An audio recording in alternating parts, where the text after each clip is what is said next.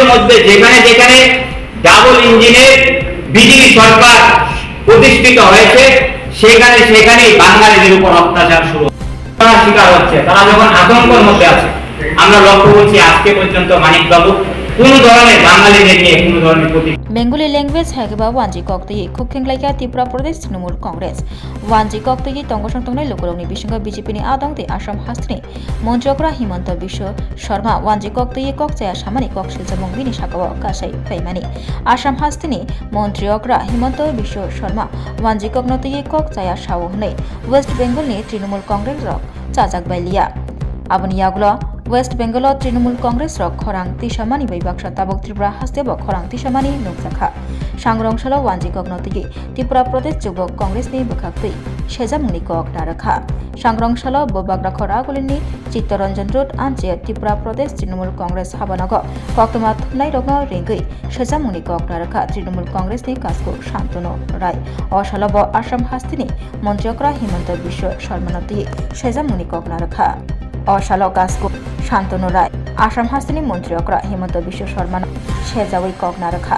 आबोबाय Baksa हास्तिनि मन्त्रिग्रा professor doctor Manik Saha साइमानि बसिरि हास्तियाव गोबांमा वानजि कक साना वानजि बसंनि लुगुरक तङैबो हास्तिनि मन्त्रिग्रा professor doctor Manik Saha सिरि ब वानजि बसंनि ओंतुतै तामनि बागै सिरिं आबो तंगसं तंगनाय लुगुरंनि बुसकां सानानि नांनाय हनै साका तृणमूल कांग्रेसनि काजको शान्तनु राय आबोबाय बाक्सा हास्तिनि गोरों गोरों थायो वानजि बसंनि लुगुरक वाइसाबा बांलादेशी वाइसाबा रोहिंग्या सालाय तंलायखा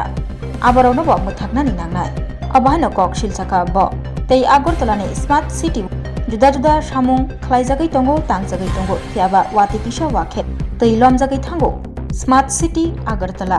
आबोबाय तंगसं तंगनाय लुगुरक खेबले जोंजाल नुगदानि नांगौ अ जोंजाल रकनो याकाक्रिया कारै तंगसं तंगनाय लुगुरकनि थानि वाइके टैक्स नाहाय माननाय आबोसे चाइतगै दंगो हास्ते हाबां हनै साका तृणमूल कांग्रेसनि काजको शान्तनु राय আপনার অবগতির জন্য আমি বলতে চাই যে আমাদের প্রত্যেকটা জেলাতেই এখন সাংগঠনিকভাবে নতুন করে সাজানোর জন্য আপনি ধর্মনগর বলুন, ঊনকোটি জেলা বলুন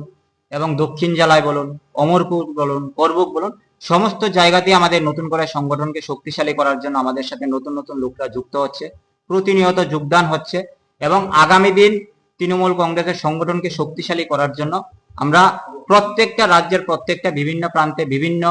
সামাজিক সংস্থা বলুন এবং বিভিন্ন বুদ্ধিজীবী লোকরা বলুন, আমরা সবার সাথে যোগাযোগ করছি। আপনারা লক্ষ্য করবেন যে খুব তাড়াতাড়ি আমাদের একটা নতুন করে একটা ভালো একটা সাংগঠনিক স্ট্রাকচার আমরা আপনাদের সামনে রাখবো এবং ত্রিপুরা জনগণের সামনে রাখবো। আর আপনি যেটা বললেন যে আমাদের পশ্চিমবঙ্গের যারা নেতৃত্বরা তারা কি আসবে নাকি, এখন নিশ্চয়ই আসবে। আমরা যখন বড় ধরনের কোনো রকমের মুভমেন্ট করব এবং যখন আমাদের প্রয়োজন হবে, যখন আমরা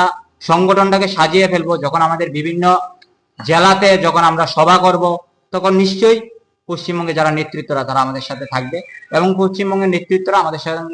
প্রতিনিয়ত যোগাযোগ রাখছে এবং আলোচনা চলছে। আগামী দিন আপনারা লক্ষ্য করবেন যে তৃণমূল কংগ্রেস জোরদারভাবে সমস্ত ইস্যু নিয়ে এখনো যেভাবে মানুষের সমস্যা নিয়ে রাস্তায় আছে, আগামী দিনে আরো আমরা বৃহত্তরভাবে মানুষের সাথে মানুষকে সঙ্গে নিয়ে আমরা রাস্তায় থাকবো। যে বাংলা ভাষায় যারা কথা বলবে তাদেরকে নাকি বাংলাদেশি বলে তাদের বাঁচতে নাকি সুবিধা হবে, এটা আমি মনে করি যে বাঙালি যারা কথাবার্তা বলে, যারা আমরা বাংলা ভাষায় কথাবার্তা বলি, বাঙালিদের জন্য একটা বিশাল ধরনের ডাবল ইঞ্জিনের একটা পরিকল্পনা, তাদেরকে ভারতবর্ষ থেকে ভাগানোর জন্য একটা কখনো রোহিঙ্গা বলছে, কখনো বাংলাদেশি বলছে। এই দ্বিচারিতার বিরুদ্ধে, এই স্বৈরাতন্ত্রের বিরুদ্ধে এখনো পর্যন্ত আমাদের যে মুখ্যমন্ত্রী, বাঙালি মুখ্যমন্ত্রী, ত্রিপুরা রাজ্যের ডাবল ইঞ্জিনের মুখ্যমন্ত্রী, আমরা এখনো পর্যন্ত ওনার কোনো প্রতিক্রিয়া পাইনি। আমরা ত্রিপুরা রাজ্যের জনগণ এবং তৃণমূল কংগ্রেস আমরা মনে করি যে রাজ্যের যিনি বর্তমান মুখ্যমন্ত্রী বাঙালি,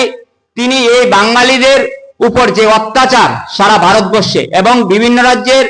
মুখ্যমন্ত্রীরা যেভাবে বাঙালিদের উপর মন্তব্য করছে, তার বিরুদ্ধে উনি যেন ওনার ভূমিকা এই রাজ্যের মানুষের সামনে পরিষ্কার করে, উনার কি স্ট্যান্ড, উনি কি চাইছে বাঙালিদের নিয়ে,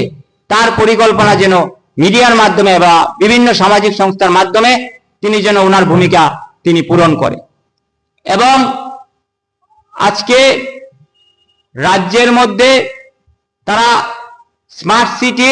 আমাদের যে শহর, সেই শহরে স্মার্ট সিটিতে আপনারা জানেন আজকেও বৃষ্টি হচ্ছে, প্রত্যেকটা রাস্তাঘাটের অবস্থা বেহাল, সরকারের কোনো ধরনের পদক্ষেপ নেই। সরকার ব্যস্ত শুধু ট্যাক্স বাড়াতে, মানুষের কাছ থেকে কিভাবে কর নেওয়া যায় সেই সমস্ত জিনিসগুলোর দিকে তারা ফোকাস দিয়ে রয়েছে। কিন্তু এই রাজ্যের মানুষকে, এই রাজ্যের ত্রিপুরা রাজ্যের জনগণকে কিভাবে পরিষেবা দেবে তার জন্য এখনো পর্যন্ত কোনো ভূমিকা নেই। আগরতলা শহরের প্রত্যেকটি রাস্তায় বলুন এবং প্রত্যেকটি গল্লিতে, পাড়ার যে গল্লিগুলো থাকে তার ছোট ছোট ড্রেনগুলোর অবস্থা বলুন, কোনো ধরনের পরিকল্পনা নেই। আজকে রাস্তাঘাটের বেহাল অবস্থা, সেই বিষয়গুলো নিয়েও আমরা আগামী 28 তারিখ আমরা মিউনিসিপ্যালিটি দপ্তরের সামনে আমরা 1 ঘন্টায় ধর্নায় বসবো। আগরতলা সিটি সেন্টারের সামনে আমরা এই রাজ্যের জনগণের কাছে আমরা আহ্বান করব যে এই রাজ্যের যে স্বৈরাচারী শাসন চলছে, এই রাজ্যের যে লুটের রাজ চলছে, তার বিরুদ্ধে যেন এই রাজ্যের জনগণ সবাই একত্রিত হয় এবং এই রাজ্যের মাননীয় মুখ্যমন্ত্রী যিনি আছেন বসে, তারও যেন কোনো রকমের ভূমিকা আমরা দেখতে পাই, সেই দাবি আজকে আমরা এই প্রেস মিডিয়ার মাধ্যমে, সাংবাদিক সম্মেলনের মাধ্যমে আমরা আজকে মুখ্যমন্ত্রীর কাছে রাখতে চাই। তৃণমূল কংগ্রেসের পক্ষ থেকে আমরা মুখ্যমন্ত্রীর কাছে আমরা দাবি রাখছি যে এই রাজ্যের শ্রমজীবী গরিব অংশের মানুষের কথা চিন্তা করে তারা যেন অবিলম্বে যে আমাদের জলের যে ট্যাক্স, সেই ট্যাক্স যেন কমানো হয় এবং জলের পরিষেবা বলতে আজকে রাজ্যের মধ্যে কোনো ধরনের জলের কোনো পরিষেবাই নেই। তাহলে কিসের ট্যাক্স বাড়ানো হচ্ছে, কার সাথে ট্যাক্স বাড়ানো হচ্ছে? এই রাজ্যের জনগণের জন্য যখন কোনো ধরনের কর্মসংস্থান নেই, কোনো ধরনের সুযোগ সুবিধা তারা পাচ্ছে না, পাহাড়ের জনগণ যখন না খেয়ে বসে আছে বাড়িতে, তখন তাদের উপর বোঝা চাপানোর জন্য কিভাবে তারা ট্যাক্স বাড়াচ্ছে। তাই আমরা আজকে তৃণমূল কংগ্রেসের পক্ষ থেকে আমরা আজকে দাবি রাখছি যে অবিলম্বে যেন স্মার্ট মিটার বন্ধ করা হয় এবং জলের যে ট্যাক্স, সেই ট্যাক্সও যেন কমানো হয়। তার থেকেও আজকে ভয়ঙ্কর যে একটা পরিস্থিতি আজকে ভারতবর্ষের মধ্যে সৃষ্টি হয়েছে, আজকে আমরা তার বিষয়ে আজকে আমরা বলতে চাই। আপনারা লক্ষ্য করবেন যে বিগত 15-20 দিন ধরে সারা ভারতবর্ষের মধ্যে যেখানে যেখানে ডাবল ইঞ্জিনের বিজেপি সরকার প্রতিষ্ঠিত হয়েছে, সেখানেই বাঙালিদের উপর অত্যাচার শুরু হয়েছে। আজকে গুজরাট বলুন, আজকে উত্তরপ্রদেশ বলুন, আজকে আসামে বলুন, যেখানে যেখানেই আমাদের বাঙালি ভাইয়েরা মায়েরা যারা বসবাস করে, তারা যারা বাংলা ভাষায় কথা বলছে তাদেরকে হয় বাংলাদেশে পাঠানো হচ্ছে, নয় তাদেরকে থানার মধ্যে নিয়ে গ্রেপ্তার করে রাখা হচ্ছে। সেটা আমরা মনে করি আমাদের ভারতবর্ষের বাঙালিদের জন্য একটা বিশাল বড় একটা ভয়ঙ্কর পরিস্থিতি শুরু হয়েছে। আজকে আমাদের রাজ্যের ডাবল ইঞ্জিনের যিনি মুখ্যমন্ত্রী মানিক বাবু, তিনিও আজকে একজন বাঙালি, কিন্তু আজকে তিনি বাঙালিরা যখন সারা ভারতবর্ষে বঞ্চনার শিকার হচ্ছে, তারা যখন আতঙ্কের মধ্যে আছে, আমরা লক্ষ্য করছি আজকে পর্যন্ত মানিক বাবু কোনো ধরনের বাঙালিদের নিয়ে কোনো ধরনের প্রতিক্রিয়া দেয়নি। পাশাপাশি আমাদের পার্শ্ববর্তী রাজ্য আসামের যিনি মুখ্যমন্ত্রী, তিনি পরিষ্কার বলছেন যে এনআরসির যে ফর্ম, সেই ফর্মে যারা বাংলায় কথা বলবে তাদের নাকি বাংলাদেশি বলে ধরতে নাকি ওনার সুবিধা হবে। উনি নিজে প্রতিক্রিয়া দিয়ে উনি বলছে কি ভাষা কয়টো আমি টিভিত শুনি আছো। গতিকে যদি ঘৰত তুমি বঙালী ভাষাত কথা পাতা, তুমি পঞ্জীয়নত অসমীয়া ভাষাত কথা পাতা বুলি মিছা তথ্য কিয় দিবা? ই কি বুজাব যে তাৰমানে অসমত ইমান বাংলাদেশী সোমাল,